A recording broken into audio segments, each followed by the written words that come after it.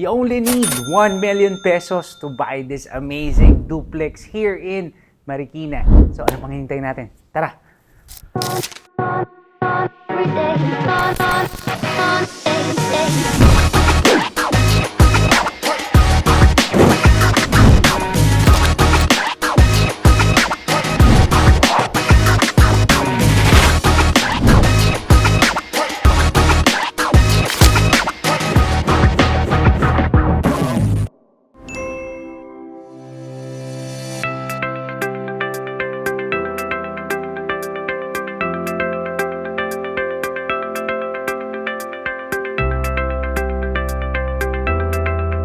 We're inside Rancho Estates here in Marikina. Along Lilac Street lang tayo, guys. So yung matagal nyo nang hinihintay na Marikina property, eto na po yun. We have a 3-bedroom amazing duplex na standing on a 126 square meter lot area na may floor area po na 204. Nandito tayo sa 2-car garage.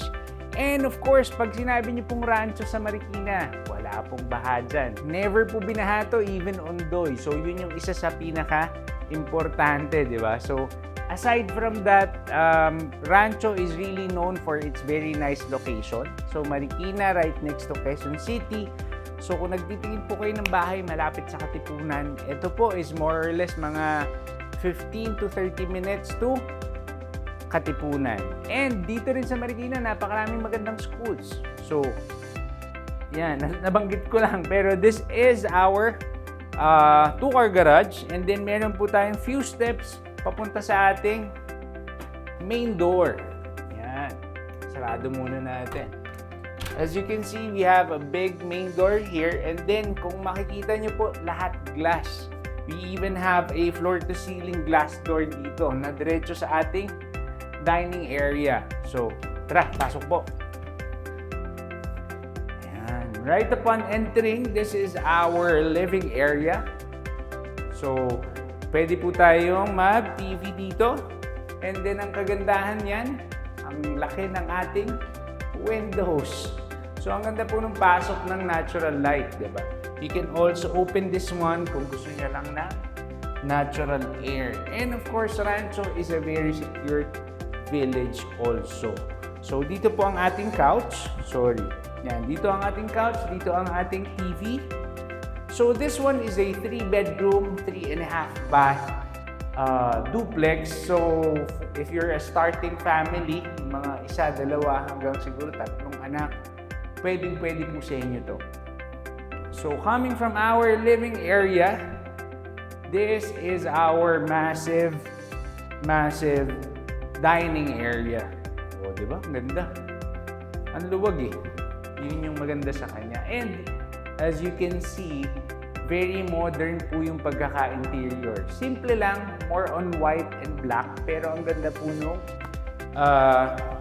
finishing touches ng ating property. So, nandito po, pwede tayo maglagay ng siguro mga 8 to 10 seater table dito. Kung gusto nyo ganon. Pero, doon ang ating kitchen, you can also put it here. Palit kami ni BJ. Yan. So, pwede rin dito para may break yung dalawa nyo massive glass doors na magkabila. Pwedeng dito yung inyong dining area. Para at least yung living area nyo papuntang kitchen, flowy lang. Kumbaga, dire-diretso lang tayo. And of course, isa to sa paborito nating part, kitchen. For the kitchen, meron na siyang center island na very cute. Kasi it's for starting family lang. Hindi talaga ito yung mga pang 5, 6 na anak. Meron pa ba nagaganon niya? Ako po 3 eh. Parang kota na ako sa 3. So, dito po ang ating ref. Kasya naman ng side-by-side. This is 1 meter. So, may mga side-by-side naman na 1 meter. Although, meron din mas malaki. Yun lang po yung kasya dito. 1 meter. And then, kung mapapansin nyo po, we have a lot of cabinetries. And then, meron ding open part.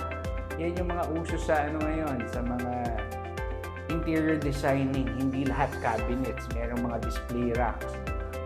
Mga mommies dyan, makaka-relate. Kasi yung wife ko yan yung hilig eh. So, aside from that, dito po yung lalagyanan ng ating cooktop tsaka oven na meron na rin tayong range hood dito. And then we have another part here. Dito pwede tayong mag-coffee area. Mga coffee nook pwede rito. Tapos meron ka ulit open shelves. And then, all glass ulit. Actually, parang siyang glass house, ano? Karamihan ng pader mo is really glass. Yan. Coming from our kitchen, makikita nyo ang ating massive sliding glass door papunta sa inyong lanai area. O, diba? Ang ganda dito, ang luwag. And ang kagandahan sa inyong lanai area, you can put your small dining table dito. Alam mo yan, pag nagkakape ka lang long weekend. And ang isa pang advantage, meron na tayong canopy dito. Ang canopy natin, hindi lang basta-basta polycarbonate. Tempered glass pa yata to kasi it's very clear. Usually, kapag polycarbonate, yun yung parang, ano siya parang cloudy. This one is really clear. Papakita sa inyo ni BJ yan. So, this is most likely tempered glass. And then, dito po, papunta sa ating service or staff room. O, diba? May staff room pa kayo. Kahit 3 bedrooms lang to, meron po kayong, syempre, if you have little kids, kailangan may angels kayo. Dito yung angel nyo. Or kahit po double deck kasha dyan. And then they have their own toilet and bath. Maganda rin yung toilet and bath nila, in fairness. Laki pa ng mirror. So, yun. Before going upstairs, meron din tayong, of course, if you have guests, meron tayong powder room. Yan. Merong massive na mirror here. Sarado lang natin itong water closet. And then you also have your sink and faucet here. So, yan. Good enough.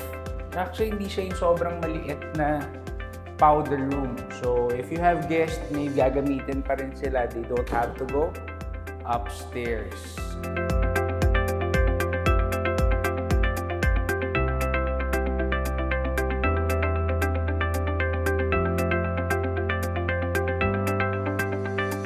Yan. So, before entering our first bedroom dito sa second floor, papakita sa inyo ni BJ, mataas po ang floor to ceiling height nito. Drop down ceiling nito siguro, I think more or less 3 meters na to. It's more than the 2.7 meters na standard.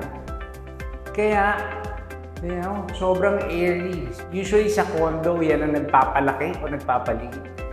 Even sa mga bahay, even if you have the same 20 square meter na tulad nito, bedroom, pero yung floor to ceiling height mo, mataas, ang laki po ng niluluwag. And then, meron ka pang ganito kalalaking windows. Oh, this is a very, very nice property, guys. Dalawa lang to. Kasi duplex, available pa pareho kasi katatapos lang din. So, ayan na naman ha. Baka mamaya sasabihin nyo, wala na agad. We praise God na medyo mabilis din po talaga na maka-reach kami ng mga right buyers for our property. So, message nyo po kami, tawagan nyo kami, 1 million down payment, ang ganda ng bahay, diba? Marikina pa. So, this is our first bedroom with its own toilet and bath. And medyo squarish lang yung ating toilet and bath, kung mapansin nyo, kaya wala na rin glass shower enclosure dito. Pero dahil kung isa lang naman gagamit nito or 2 kids, this is really good enough, diba? Then, balik tayo dun sa kwarto. So, saan ba natin ilalagay ang ating bed? We can put it here. Yan lang. Oh, kasya dito, kahit queen size bed. Pero I really think this is for your kids. Kung magbabunk beds kayo dito, ang ganda. This is your built-in closet naman. So, yan. So, marami rin siya. And then, may mga pull-outs pa kayo. Pwede rin kayo actually dito. Kung bunk bed or dalawang single bed, one here, another one here, napakaluwag. Actually, kahit na 3 single or double bed kasya sa dalawa. And then, dyan sa kinatatayuan niyo. So, let's go to the second bedroom. So, welcome to our second bedroom. Oh, wow. Nice. May pagkakapareho po pero yon medyo mas pahaba. This one is more like the natural shape, yung medyo rectangular siya. So kung mapapansin niyo ulit, hindi po tayo nagkulang sa napakalaking bintana. Ang ganda. And then you have some greeneries. Pinag-isipan po talaga itong property na to. They put in a lot of mind and heart into this project. So meron pa ulit tayong malaking windows here that overlooks our lanay area. Yun naman sa harapan, overlooks the front door natin. And then this is your toilet and bath. Nothing too fancy, pero kumpleto ka na kasi. You have the second faucet, cozy, and then you have the water closet. Of course, ang pinaka-importanting bidet. And then you have a automatic closing door. Hindi po pumasarado po mag-isa. Ang laki po ng ating mirror sa ating lahat ng toilet and bath. And then you also have the shower. Mayroon na rin tayong provision for water heater. Yan. For the AC, meron na rin tayong provision for split type AC. Para hindi na po kayo magbubutas. Ang ganda po kasi ng bahay, parang sayang naman pagbubutasin natin for the window type AC. Ito po yung sinasabi ko kanina, yung side door natin, yung main door natin, meron din siyang canopy na tempered glass, hindi fiberglass. And then of course, yan, meron din same nung sa bedroom kanina, you have the built-in closet. And then your finale. This is the master bedroom. Yan, pasok po tayo. Pagpasok niyo po, you have very spacious master bedroom. Alam ko ano na to You also have this blinds na installed. So kasama na po yan sa presyo natin. Bubuksan ko lang po para makita nyo kung gaano kaliwanag po yung property na to.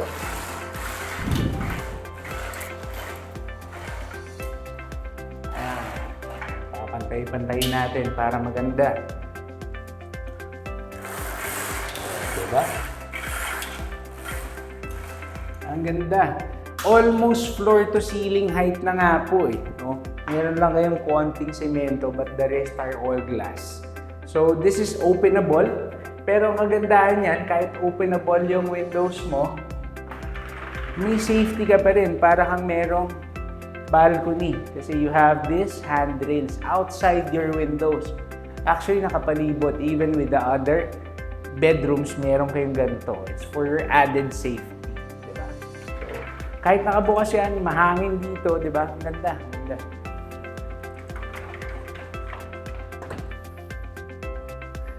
And then, of course, syempre, saan natin ilalagay ang ating bed?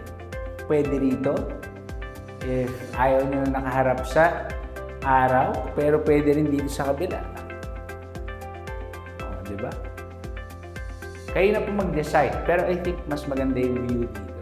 Pag dito ka naglagay, pag-gising mo, ganda. This is facing north, by the way. The property is facing north. So, there's no direct hit ng sunrise or sunset. Yan. So, sarado natin to. Before going to our toilet and bath, you also have your built-in closet here. Kung medyo kulang to, magdagdag na lang po kayo. Pwede kayo magdagdag dito. Kasi kung doon naman yung bed nyo sa kabila, pwede kayo magdagdag dito. Or vice versa. And then this is your master toilet and bath. So, almost pare-pareho po yung pagkaka-finish, even the sizes of all the toilet and bath dito sa second floor. So, ang isa pang maganda rito, meron ka ng exhaust, pero meron ka pa rin napakalaking window dito, awning window. Ayan. Pwedeng nakabukas yun, guys, kasi may screen naman kayo. Pero ang kagandahan sa kanya pa pala, sorry, hindi ko nabanggit, frosted. Frosted yung window mo. So, hindi po kayo makikita ng kapitbahay nyo. Unless gusto nyo. Diba? So, pero maganda, frosted yung window natin. There's also a part here na frosted. Yan. Ayan. Para lang, minor detail lang, pero very important. There's also a part of the master na frosted. So, kung gusto nyo po ito yung vanity area nyo, hindi kayo mahiya na nag-vanity kayo tapos nakikita kayo sa kapitbahay nyo.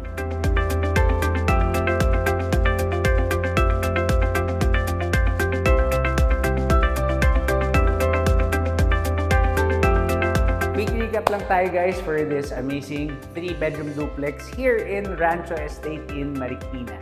So the house stands on a 126 square meter lot area with a floor area of 204. It has 2-car garage and napakarami nyo pong glass windows and glass doors. Kaya napakaganda po. So the asking price for this property is just 17.7 million pesos. And ang pinakamagandang part po niyan, as low as 1 million down payment po tayo. This is a brand new duplex. Dalawa lang po ito. Very rare po kami magkaroon ng listing dito sa Marikina. So, please, reach us on the numbers below. Agad-agad guys, mabilis lang to. So, aside from that, please follow us on our social media pages, Realtor RV and RV Realty PH. Nandiyan po ang aming daily vlogs and of course, our property listings. Maraming salamat. God bless and see you on the next one.